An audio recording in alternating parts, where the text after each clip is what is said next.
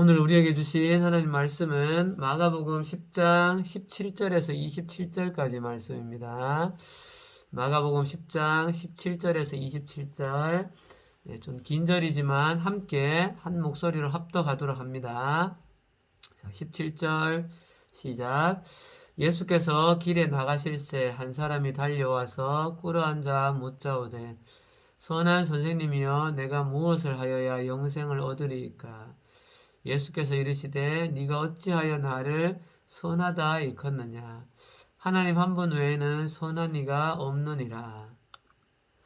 내가 계명을 안 하니 살인하지 말라, 간음하지 말라, 도둑질하지 말라, 거짓 증언하지 말라, 속여 빼앗지 말라, 내 부모를 공경하라 하였느니라.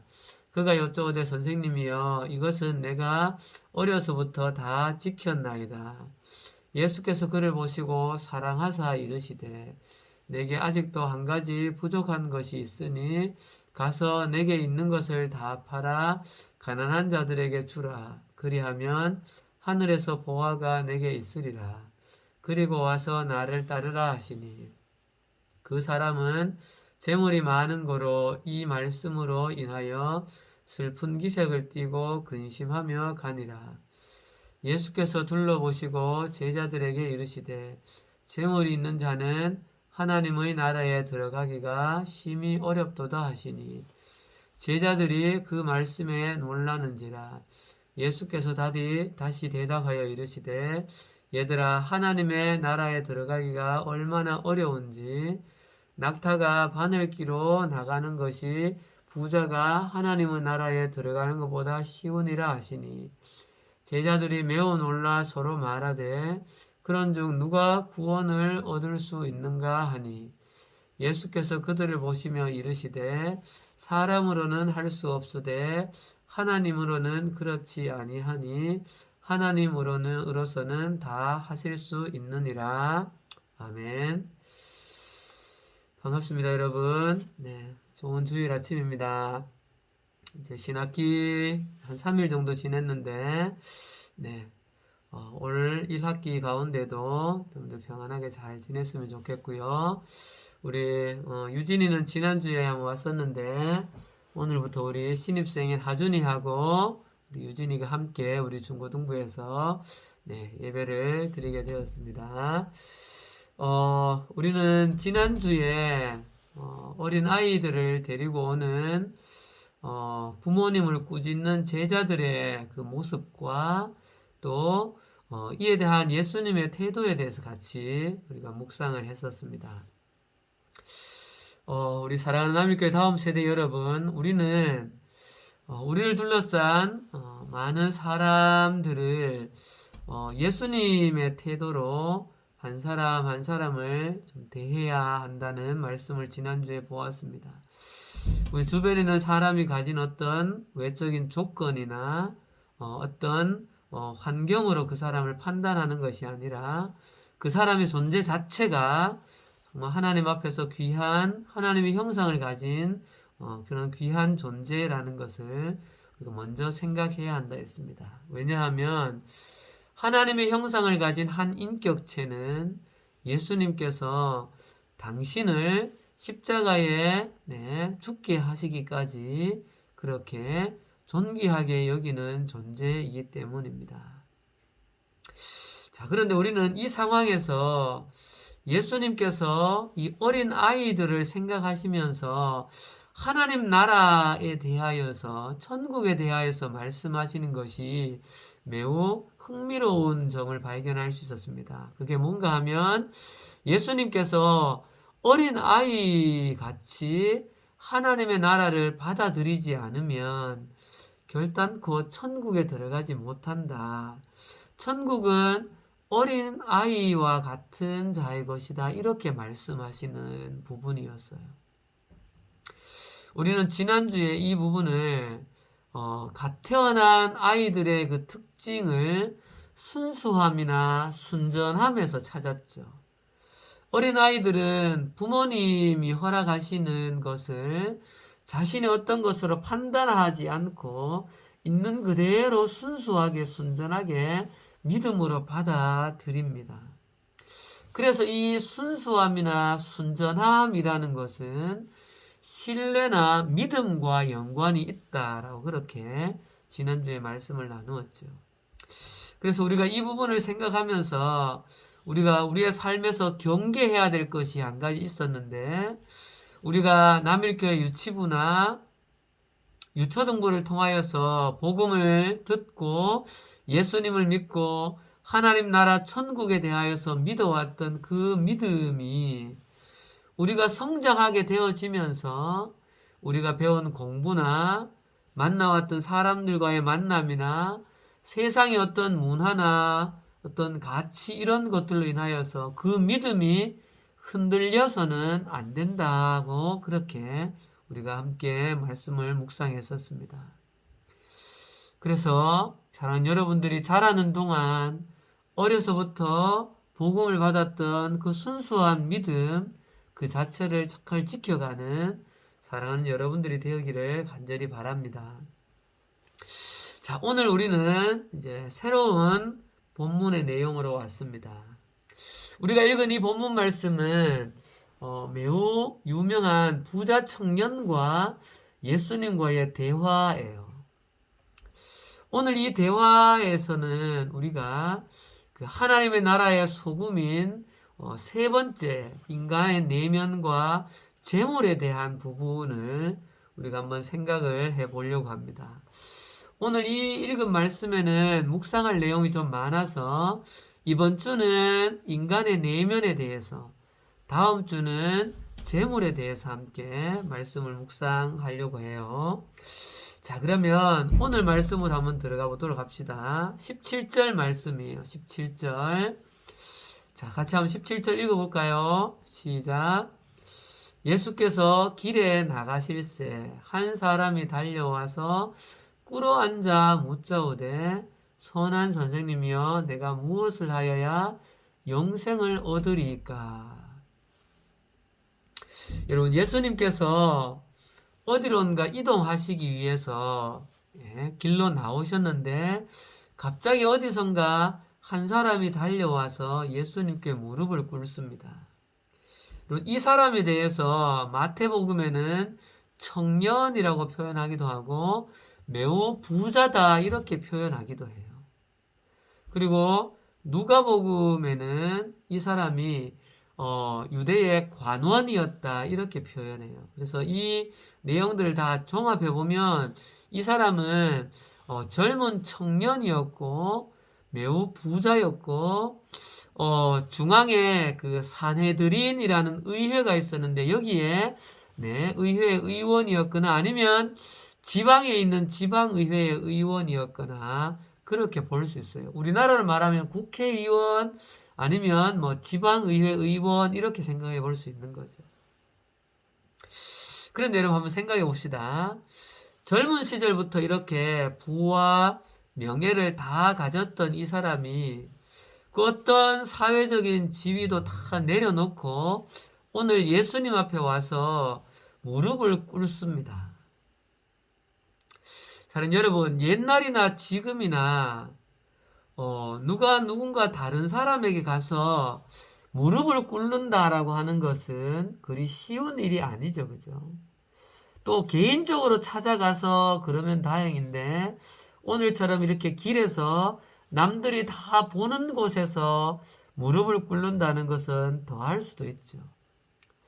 지난번에 보았던 그 회당장 야이로는 자신의 딸의 죽음을 앞두고 또 12의 혈루증을 앓았던 여인은 자신의 병 때문에 예수님 앞에 와서 무릎 꿇기도 하고 또 몰래 엎드려 뒤로 와서 옷소매를 만지기도 했죠.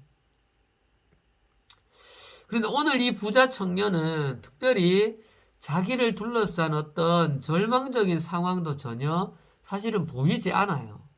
근데 그럼에도 불구하고 예수님께 달려와서 엎드려서 선한 선생님, 내가 뭘 해야 영생을 얻습니까? 이렇게 묻고 있다는 거죠. 여러분, 오늘 우리는 이 부자 청년의 모습에서 몇 가지를 좀 생각을 해보게 되어지는데 먼저는 긍정적인 면입니다, 여러분. 여러분, 이 부자 청년은 부와 명예 모두를 가진 사람이었습니다. 그러나 그는 이것으로 어떤 타락의 길을 걷지 않고 끊임없이 영생에 대해 경건한 열망이 있었던 사람이라는 것을 볼 수가 있어요. 여러분, 이 사람의 나이를 대략 한 30세 정도로 추정합니다. 그리고 젊은 나이에 부와 명예도 가졌고 또 여러 가지 선한 것들을 많이 가졌기 때문에 이런 것들로 자신의 어떤 즐거움이나 만족을 위해서만 살아갈 수도 있었을 텐데, 그러나 그는 이런 것으로 자기 만족이 아니라 경건에 대한 몹시 영생에 대한 강한 소망을 가지고 있었던 거예요. 그래서 오늘 예수님께 나와서 무릎을 꿇었던 거죠. 여러분, 19절 20절 한번 볼까요? 화면에 보면 19절 20절에 네, 예수님, 저는 이런저런 예수님 말씀하신 계명들을 다 지켰습니다. 이렇게까지 이야기해요. 여러분, 이 부자 청년은 당시 유대 사회 속에서 하나님을 잘 섬기기 위해 일반적으로 행했던 그 율법을 철저히 잘 준행했던 모범적인 사람이었던 것 같아요. 왜냐하면 그것이 영생을 얻을 수 있는 길이라고 믿었기 때문에 그렇죠. 이런 모습을 예수님도 기뻐 좋게 보셨기 때문에 21절에 가면 예수님 이렇게 말씀하시죠. 예수께서 그를 보시고 사랑하사 이렇게 말씀하세요. 예수님께서 이 부자 청년의 인격 깊은 것을 보시면서 그를 사랑했다. 그의 이런 경건에 대한 열망이 매우 좋게 보셨다는 거죠. 사랑하는 여러분, 우리는 이 부자 청년의 이런 모습 속에서 매우 중요한 한 가지를 여러분 발견하게 되어지는데, 그것은 바로 잘 들으십시오. 인간의 내면 깊숙이 자리 잡고 있는 영생에 대한 갈망입니다. 사랑하는 여러분, 사람은 누구나 그 인격 깊은 곳에서 영원한 것에 대한 본질적인 소망, 갈망을 가진 존재들이에요. 사랑하는 여러분, 이 오늘 부자 청년은 자기가 선한 것을 많이 가졌음에도 불구하고 또한 아마 이 사람의 가정은 집안도 어느 정도 안정적인 집안이었을 것 같아요.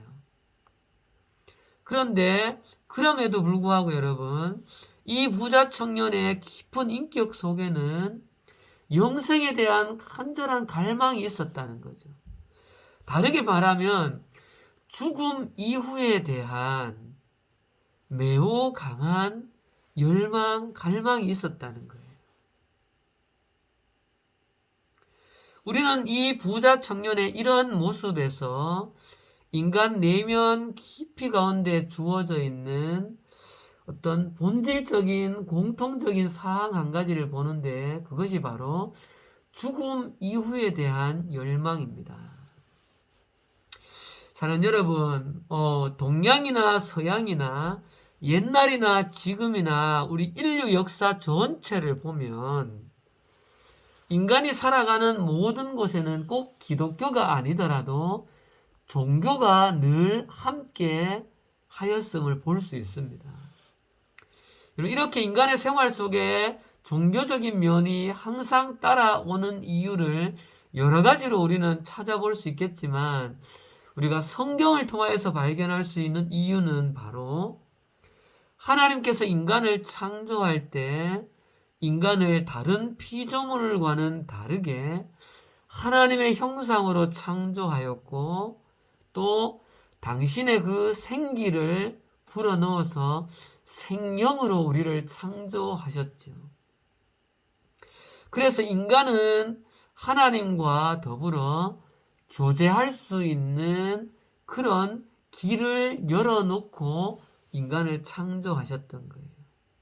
그래서 우리 인간의 이 태초부터 이 근본 속성 가운데 하나님과의 교제라는 종교적인 DNA가 본질적으로 존재하고 있다는 거예요. 그래서 여러분, 우리 전도서 3장 전에도 스님이 이 말씀을 한번 들려준 적이 있었는데, 전도서 3장 11절에 보면 또 사람들에게는 영원을 사모하는 마음을 주셨다, 이렇게 표현해요. 하나님이 모든 것을 지으시되 때를 따라 아름답게 하셨고, 또 사람들에게는 영원을 사모하는 마음을 주셨다. 이 말씀에 의하면 영원을 사모하는 마음이라고 하는 것이 오늘 이 부자 청년이 갈망하였던 그 영생, 영원과 동일하다는 거죠. 여러분, 그런데 우리 인간이 이렇게 영원한 삶, 영생, 영원을 사모하는 마음을 본질적으로 가졌다라고 하면 중요한 것은 여러분, 이 영생에 대한 갈망을 어떤 방법으로 충족시켜 갈 것인가, 그 바른 길과 방법을 찾는 것이 중요하죠. 한 번 더 여러분, 인간에게 영혼에 대한 사모함, 영생에 대한 그 갈망이 있다면 이 영생에 대한 갈망을 충족할 수 있는 올바른 방법이요, 올바른 길을 찾는 것이 중요합니다. 여러분, 오늘 우리는 이 부자 청년의 모습에서 이 올바른 방법과 길에 대한 좋은 힌트를 얻을 수가 있습니다. 몇 가지 한번 찾아볼게요. 첫 번째는 이 부자 청년이 예수님께 나왔다고 하는 면입니다. 사랑하는 여러분, 당시 유대 사회에, 이스라엘 나라에 유대주의에 의해서 계속해서 율법의 전통이 흘러내려오고 있었던 이 유대 사회에는 예수님께 찾아와서 이렇게 무릎을 꿇고 엎드린다는 것이 쉬운 일은 아닙니다, 여러분. 그런데 분명히 이 부자 청년은 예수님에 대한 소문을 들었고, 어쩌면 이 사람도 예수님이 가르치는 말씀을 들었던 사람일 수도 있어요. 또 어쩌면 예수님이 귀신을 내어 쫓거나 죽은 사람을 살리거나 병든 사람을 치료하는 일들을 행하시는 것들에 대하여서 직접 봤을 수도 있어요. 어쨌거나 예수님에 대한 이 모습이 이 부자 청년에게는, 영생에 대한 갈망을 가지고 있었던 부자 청년에게는 예수님의 가르침은 너무나 인상적으로 다가왔던 것이죠.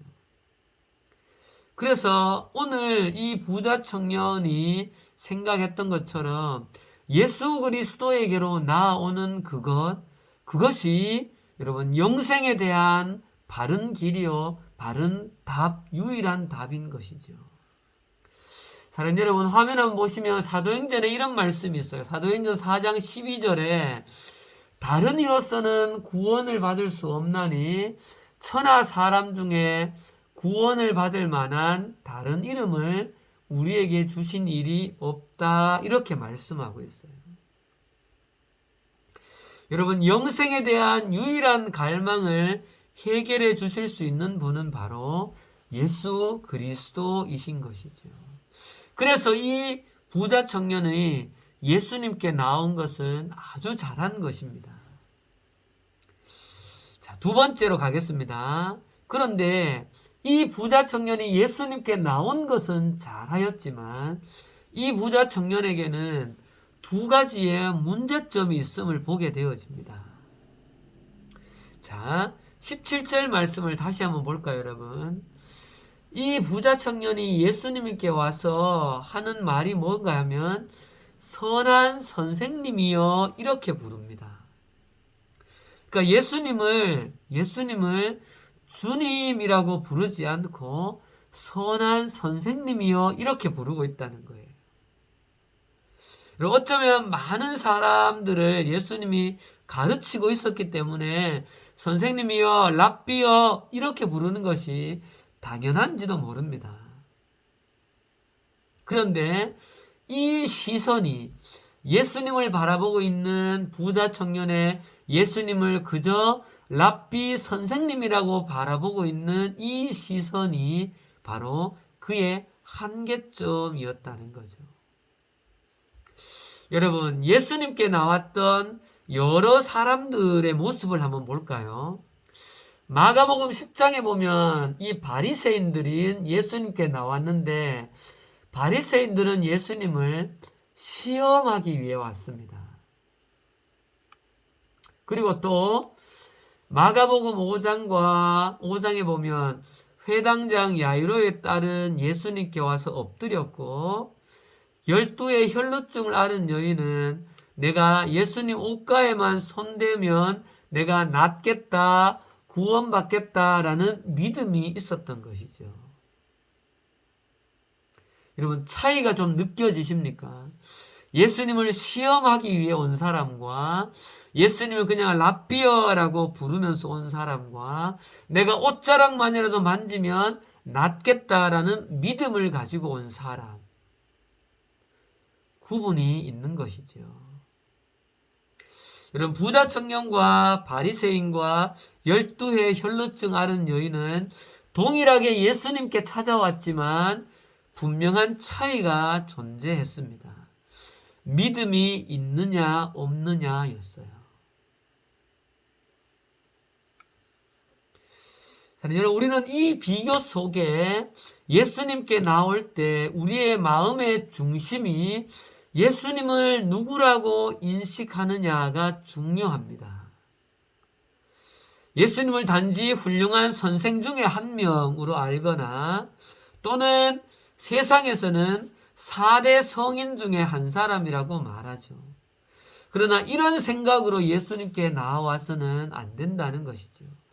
예수는 구원자이시며 예수는 그리스도시요 살아계신 하나님의 아들이라는 그 베드로의 고백, 그 믿음을 가지고 우리는 예수 그리스도께 나아와야 한다는 것입니다. 사랑하는 여러분, 여러분들은 오늘 이 예배의 자리로 어떤 모습을 가지고 나와왔습니까? 예수는 그리스도시요 살아계신 하나님의 아들이라는 그 믿음을 가지고 나올 때 우리는 예수님 앞에 나오는 의미가 있는 것이죠. 자, 두 번째로 이 부자 청년의 문제점을 살펴볼게요. 17절을 다시 보면 이렇게 이야기합니다. 자, 17절 예수께서 길에 나가실새 한 사람이 달려와 꿇어앉아 묻자오되 선한 선생님이여 내가 무엇을 하여야 영생을 얻으리이까? 내가 무엇을 하여야 영생을 얻으리이까? 사랑하는 여러분, 이 부자 청년의 인식에 오류를 한 가지 여러분 발견할 수 있겠습니까? 여러분, 부자 청년은 영생을 얻기 위해서 그가 무엇인가를 해야 한다는, 행동을 해야 한다는 인식 속에 갇혀져 있습니다. 여러분, 이 인식은 어디서 왔을까요?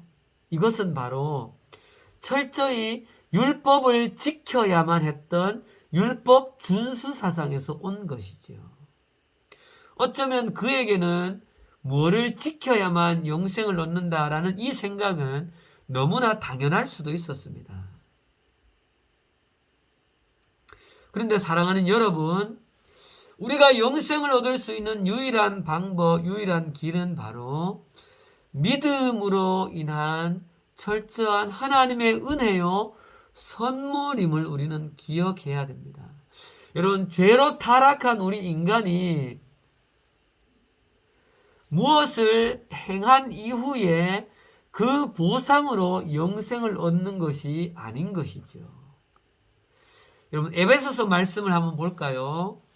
너희는 그 은혜에 의하여 믿음으로 말미암아 구원을 받았으니 이것이 너희에게서 난 것이 아니요 하나님의 선물이라. 이렇게 이야기하고 있죠. 행위에서 난 것이 아니니 이는 누구든지 자랑하지 못하게 함이라. 이렇게 말씀하고 있어요. 우리 사랑하는 남일교회 우리 중고등부 친구들 여러분, 영생은 믿음으로 하나님께로부터 받는 은혜로 받는 것이지 우리가 어떤 경건한 행동이나 어떤 행위를 해서 영생을 얻을 수 있는 것이 아니라는 거예요. 그런데 여러분, 우리는 이 17절에서 주님, 내가 뭘 하면 영생을 얻겠습니까? 라고 묻는 물음에 또 한 가지 이 부자 청년이 가지는 그 마음속에 잘못된 것을 볼 수가 있어요. 그게 뭔가 하면 교만한 모습이 있다는 거죠. 무슨 교만인가 하면 이런 거예요. 여러분 잘 들어보세요. 예수님 나한테 말씀만 해주십시오. 이거 지켜라 이거 지켜라. 예수님 나한테 말씀만 하시면 내가 그거 다 지켜내어서 내가 영생을 내 스스로 얻을 수 있습니다. 예수님 저는 나의 노력으로 영생을 얻어낼 수 있습니다. 이렇게 전제를 가지고 예수님께 나왔던 것이죠. 사랑하는 여러분, 우리 인간은 어떤 경건한 행위나 속세를 떠난 어떤 수양을 오랫동안 하거나 세상의 금욕적인 생활을 하면서 절제하는 어떤 행위가 구원을 이루어낼 수 있는 통로가 전혀 될 수가 없다는 거죠. 그런데 부자 청년은 마치 그것이 가능하다고 생각하는 거예요. 교만인 것이죠. 여러분 이 부분을 조금만 더 나가볼게요. 여러분 충분히 이해할 거라고 믿어요. 여러분 이렇게 인간 스스로를 구원할 수 있다라는 생각은 지금까지도 계속해서 이어오고 있어요. 여러분 자 조금만 더 집중하고 말씀 들어주세요. 무슨 말인가 합니다. 여러분 인간이 중세를 지나서 근대로 오면서 영국의 산업혁명이 일어나고 인간의 이성과 과학기술의 발달로 인해서 물질 문명이 상당히 발전했습니다.